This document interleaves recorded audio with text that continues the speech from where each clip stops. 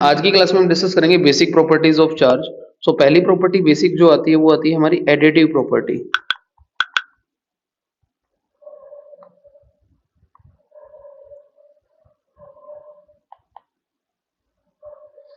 Additive property means, मान लीजिए किसी बॉडी के ऊपर बहुत सारे चार्जेस हैं, Q1, Q2, Q3, Q4, Qn।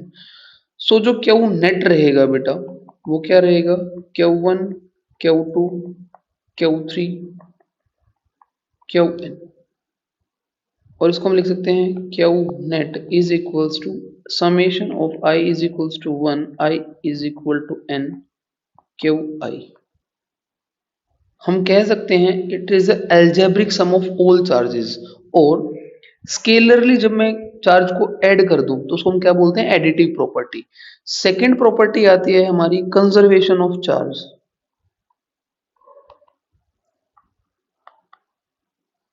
What do you mean by conservation of charge? Charge neither be created nor be destroyed. It can transfer one body to another body or one system to another system. Is called conservation of charge.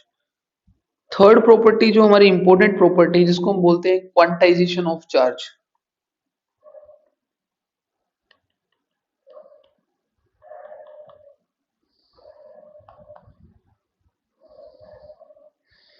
Quantization of charge क्या explain करती है बेटा, कि किसी भी body पर जो charge रहेगा वो इंटीग्रल मल्टीपल रहेगा किसी भी बेसिक यूनिट ऑफ चार्ज के।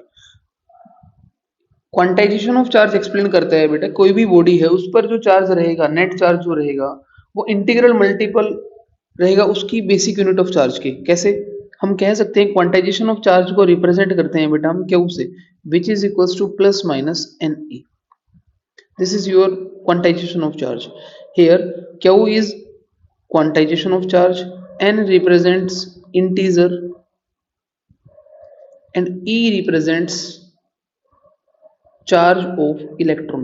बेसिकली चार्ज कितना होता है बेटा, 1.6 नेगेटिव ऑफ 10⁻19 कूलम। इसके ऊपर एक क्वेश्चन भी कर सकते हैं हम। अगर क्वेश्चन पूछा जा सकता है जैसे कि सपोज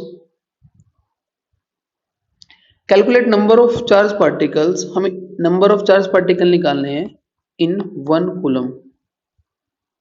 बिल्कुल सिंपल है बेटा, चार्ज गिवन है कितना, 1 coulomb. We have to calculate n. Q is equals to ne. N is equals to QE. Q is equals to 1 by 1.6 into 10 raised to power minus 19. After solving we get 6.25 into 10 raised to power 18. So हम कह सकते हैं एक coulomb के अंदर 6.25 into 10 raised to power 18 electron present होते हैं। Got it. Next हम डिस्कस करते हैं अबाउट एक फिजिस्ट से जिनका नाम था चार्ल्स अगस्तिन दे कुलम। इन्होंने 1785 में अपना एक एक्सपेरिमेंट को पब्लिश किया और उन्होंने कंसिडर किया कोई भी दो पॉइंट चार्ज थे जिनका चार्ज का नाम था बेटा Q1 एंड Q2, जो कि सेपरेट थे स्मॉल डिस्टेंस या एनी डिस्टेंस r से। और इन्होंने ऑब्जर्वेशन किया अपने एक्सपेरिमेंट के अंदर, जो इनके बीच में फोर्स ऑफ अट्रैक्शन और फोर्स ऑफ रिपल्शन रहेगा वो डायरेक्टली प्रोपोर्शनल रहेगा दोनों चार्जेस के प्रोडक्ट के। और इन्होंने ऑब्जर्वेशन क्या की, जो इनके जो फोर्स रहेगा वो इनवर्सली प्रोपोर्शनल रहेगा आर स्क्वायर के। Got it. जैसे ही मैं इनको कंबाइन करता हूं तो F directly proportional to Q1 Q2 by R square. और जैसे ही हम प्रोपोर्शनली का साइन हटाएंगे तो क्या मिलेगा हमें, एक कांस्टेंट का नाम रखा के Q1 Q2 by R square. This is your Coulomb's law. क्या बोलते हैं बेटा इसको, Coulomb's law.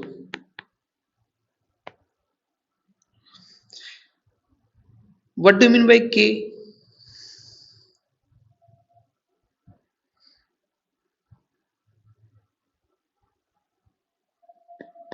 K k is equals to, एक न्यूमेरिकल वैल्यू होती है बेटा, k की वैल्यू होती है 9 into 10⁻⁹ newton meter square coulomb inverse.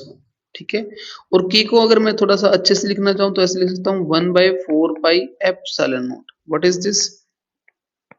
Epsilon naught. Basically इसको क्या बोलते हैं बेटा?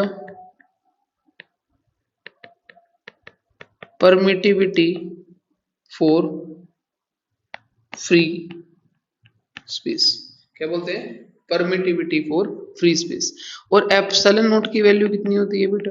8.85 into 10⁻⁻12 coulomb square newton inverse metre inverse 2। Got it? अभी हम इसके बारे में, इसकी यूनिट डायमेंशन सब निकालेंगे। सो अगर मैं इसकी डायमेंशंस की बात करूं तो बेसिकली फॉर्मूला क्या होता है? F इज इक्वल्स टू के Q1 Q2 by are square. अगर इसको मैं लिखना चाहूँ तो ऐसे भी लिख सकता हूँ 1/4πε0 Q1 Q2 by are square. और यहाँ से अगर एप्सिलॉन नोट निकाले तो कितना आएगा बेटा? Q1 Q2 by F 4 pi R square. अगर मैं SI यूनिट की बात करूं